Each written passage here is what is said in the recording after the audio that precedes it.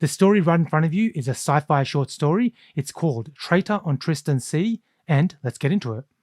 Cornepecia commenced its gradual, precision-engineered descent towards Tristan Sea, the mineral-rich asteroid glittering as if an uncut gem.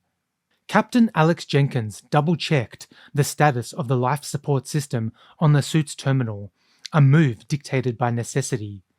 Marred by sabotage, a grievous wound had been inflicted by an unknown traitor still hidden amongst the crew. Despite the tense undercurrents, life aboard Cornepecia had flowed with deceptive smoothness over the previous 2 weeks, the crew busying themselves with landing preparations. The talented crew of the FE-class asteroid hopper dutifully executed their roles. Their tasks ranged from monitoring the intricate web of telemetry data to making minute course adjustments, ensuring that Cornepecia was positioned at just the right angle and velocity to capture Tristan Sea's weak gravitational field. A narrow window of opportunity presented itself for a soft landing onto the carefully selected, relatively flat region of Tristan Sea, designated Payday. Balus, the second mate, had found Payday, and Alex trusted her with keeping the ship on course. The situation had taken a critical turn ever since the traitor had compromised a key life support system. Yet Captain Alex Jenkins held the panic at bay. Instead of alerting the crew and potentially triggering the traitor into violent action, Alex chose Tristan Sea as their immediate goal, offering an essential purpose for the journey. Meanwhile, a discreet automatic repair sequence was initiated to restore the sabotaged life support system. 3 weeks into this high-stakes charade, the crew remained blissfully unaware of the looming danger. With just 5 minutes until touchdown, Alex addressed the crew, providing instructions in a calm, decisive tone. Balus, Richards, Sing Sing, and Simmons, you're with me. The rest of you will safeguard Cornepecia and monitor our progress. The response was an immediate, uniform, "Yes, Captain!" from the chosen members. Each one promptly donned their white and blue jumpsuits and assembled at the airlock in less than 20 minutes. Now similarly tethered to the ship, they followed Alex out into the void, an unmistakable vibrance in their eyes. 3 crew remained on board, all of whom had been carefully vetted by Alex. The selected team consisted of Aker Balus, Ben Player Richards, Clemens Sing Sing, and Edvard Toyboy Simmons. The mining operations would commence with electro cables and an advanced pulse drill that, once activated, sent shockwaves along the cables to dislodge rock formations, revealing valuable minerals beneath. Though routine, the task required sufficient focus to provide Alex the perfect cover for sniffing out the infiltrator. Landing with practiced ease on Payday, everyone double-checked their tether's connection and adjusted when necessary. After Alex was done checking, a return ping from Cornepecia assured everything was going to plan. One plan, that was. With a voice that echoed into the void, Alex commanded, "Balus, take Drilling Doris to the eastern edge of Payday. Richards, you're on support for Balus." Alex distributed the coordinates to the crew. "Sing Sing, you're covering North Point. Retrieve the electro cables from Drilling Doris and stand by for Simmons." Alex then pivoted towards the last of the assigned team. "Simmons, you're tasked with the western end. You'll be assisting Sing Sing in deploying and mapping the electro cables." Alex concluded, "You have your tasks. I'll be overseeing the operations from the ship." A chorus of "Yes, Captain!" echoed before the team members dispersed. "Keep communications open at all times." Silently, Alex ran a quick diagnostics report on the ship. Perhaps the traitor had already made a mistake? From a strategic vantage point close to Cornepecia, Alex assumed a vigilant watch. The taut carbon nanotube cables connecting each crew member to the ship were within arm's reach. Alex had stealthily edited the software to be able to sever any cable with a simple command. The diagnostics report came back all green. Oh well, not that easy, Alex thought. The watch began.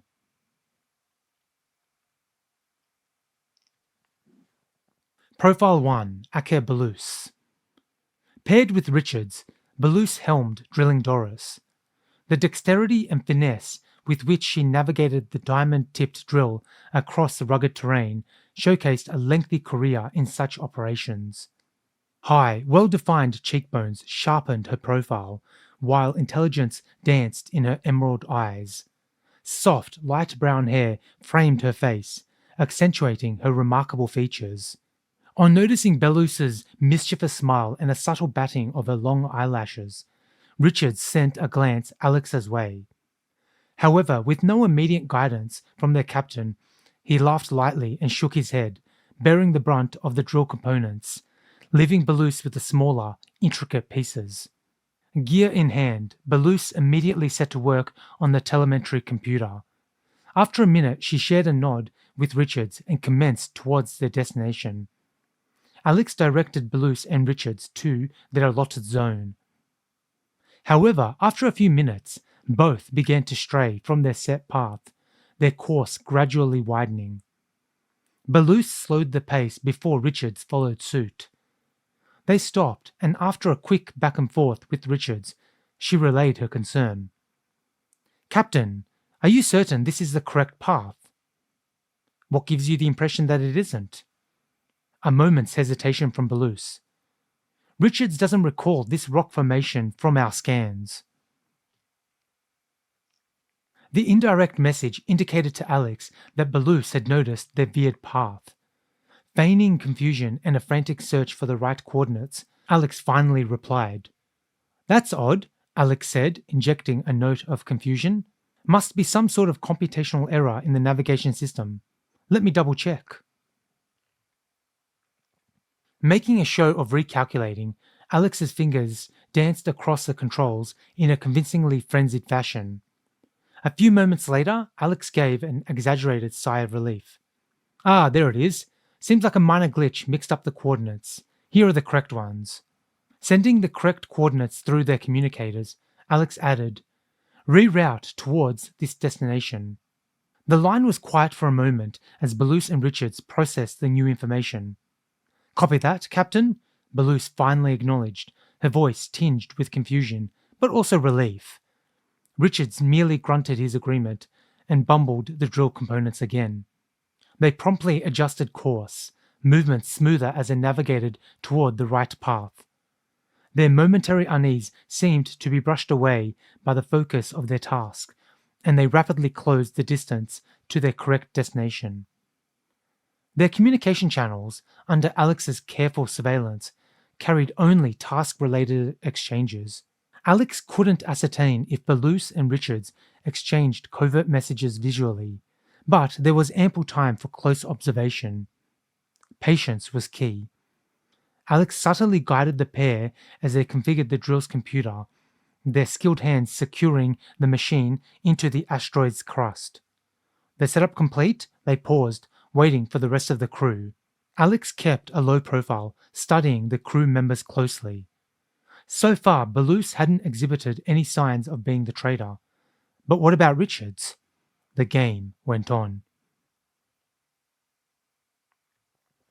Profile 2, Ben Player Richards.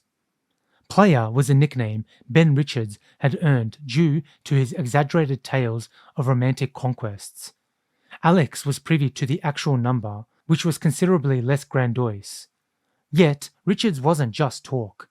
He was a vital asset when it came to crucial situations, his intelligence and cunning proving indispensable during covert infiltrations of enemy installations. Richards carried an air of confidence that persisted even during the most hair-raising battles. His ability to remain unflappable was backed by his competence, just one of the reasons Alex retained him on the crew. After doing his part of the setup, Richards moved a greater distance from Balouse, and Alex wondered if he had angled himself almost imperceptibly towards his captain. Alex squinted, and Richards seemed to shift back towards his partner, as if he had never moved at all. His sideways glance toward Alex could be read as still questioning the coordinate debacle, but there could also be something else. The self-assured demeanor could be an effective veil for treachery. Would he try anything with Balouse so close?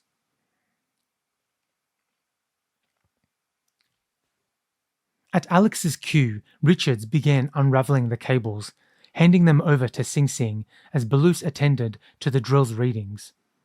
Upon his return, his interaction with Balouse was nothing out of the ordinary, characterized by light-hearted banter and harmless flirtation. So far, no errors. Was Richards aware that Balouse and Alex had selected the landing site on Tristan Sea? Uncertainty stirred in the captain's mind. The clock ticked on. A creeping sense of anxiety began to gnaw at Alex, evident in the elevated suit readings. Concentration became a task in itself. Richard's glances became more frequent, and something subtly different was discernible in his gaze. Was he starting to sense that there was more to this mission than met the eye? Alex offered no indication of the internal tumult, but decided against confronting Richards. Let him make the mistake. Before long, Richards and Balouse completed their task. The moment had arrived to coordinate with Sing Sing and Simmons. The investigation was far from over.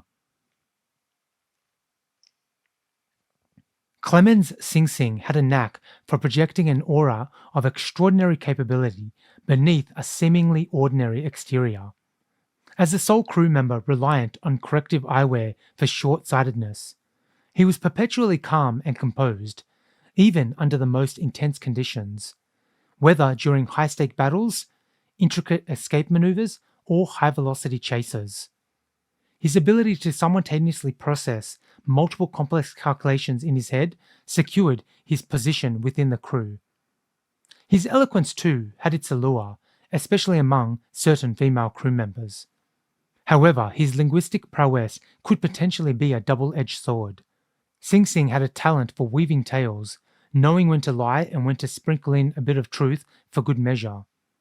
Alex had managed to decipher some of Sing Sing's tells over time, much to the man's dismay. But this brought up another question. How long could a mole hide amongst them? Years? Sing Sing, as the most recent addition to the crew, had been with them for just 11 months. The suit felt increasingly restrictive as anxiety levels spiked, the onboard computer responding by dispensing calming chemicals. Yet, in the face of unfathomable emptiness of space, coupled with the imminent danger posed by the potential traitor, the chemical's soothing effects fell short. Alex endeavored to conceal the rising tension while coordinating with Sing Sing, guiding the laying out of the electro cables across Payday. The cables were spaced to ensure that when the electro pulses were initiated, they destabilized the crater in a controlled manner. As they worked, Sing Sing paused intermittently, his gaze meeting Alex's. The captain struggled to maintain a neutral expression. First Balouse, now Sing Sing. Just how much did Sing Sing suspect? Sing Sing was given instructions to drag the final section of the cable toward the center of Payday. He complied without question.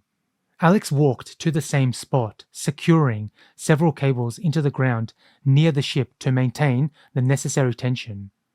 It was now Simmons' turn to arrange the cables into the required pattern. As Alex returned to the same spot, the search for the traitor was still in progress. Profile 4. Edvard Toy Boy Simmons. Edvard Simmons, characterized by his quiet, self-assured demeanor, was well aware of his worth. His moniker, Toy Boy, hinted at his preference for romantic liaisons with older women. Among his most notable traits was his ability to remain composed under duress and his knack for perceiving the bigger picture in critical moments. However, his calmness sometimes bordered on the uncanny. Alex often teased Simmons about being an android, a jest that could now take on a more sinister connotation. Simmons deployed his lasers to guide Sing Sing in aligning the cables along the crater. Different colored lasers signified distinct cable thicknesses, optimizing the placement within each zone. Radio chatter remained routine, with no anomalies to suggest any subversive activity. As Simmons repositioned for an improved overview of the crater, Alex was reminded of the reason behind Simmons's inclusion into the crew. His ability to focus, his accuracy, and his meticulous attention to detail were unnerving. The cables in the crater seemed to respond to Simmons's direction as if it were deftly pulling strings. He occasionally cast a seemingly indifferent glance towards Alex, though his typical jovial demeanor was notably absent. Alex held the gaze, causing Simmons to subtly back off. It didn't seem like defiance on Simmons's part, but Alex decided to address the issue later to ensure that Simmons understood the hierarchy. Once the team was set up and ready to commence, it did little to alleviate Alex's discomfort. Access to each crew member's suit readings provided an array of data. Aside from the expected spikes during strenuous activities, everything seemed normal. Yet, the readings indicated that each glance towards Alex accompanied a heightened level of anxiety. Were they all beginning to suspect there was more to the mission? Despite these misgivings, it was time to focus on the task at hand, extracting the abundant riches beneath. Segment 5. Mining Operations. Alex orchestrated the initial phase of the mining operation. The drill sent pulses reverberating through the cables, dislodging rocks throughout the crater. Alex sensed the shockwaves permeating the asteroid's surface, an unsettling sensation exacerbating the suit's elevated readings. Would the crew interpret this physical discomfort as a sign of anxiety? Fortunately, the initial round of mining concluded swiftly. Alex ordered a halt. Drilling Doris ceased her work, and the cables fell silent. Richards and Beluce used the cables to sift through the loose rocks. However, it soon became evident that something was awry. Even for an initial run, valuable minerals should have started surfacing. Alex's suit readings spiked to alarming levels. Standing still was becoming a Herculean task as the suit labored to dispense calming chemicals. Attempting to buy more time, Alex directed the crew to commence a second round of mining. The crew complied, albeit with palpable unease. Conversations broke out amongst the crew members, and Alex struggled to keep track. Was this confusion part of the traitor's scheme? However, the second round's results were irrefutable. Payday was devoid of minerals. Simmons was the first to voice his concerns. "Captain, we should have uncovered signs of minerals by now." The crew unanimously agreed. Something unlocked itself in Alex's mind.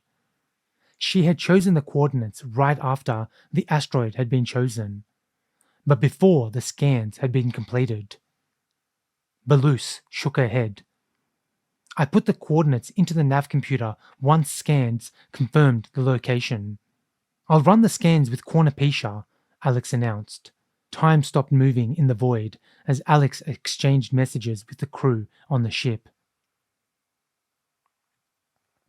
"We're on the wrong side of Tristan Sea," Alex announced slowly. "The actual site is on the opposite side."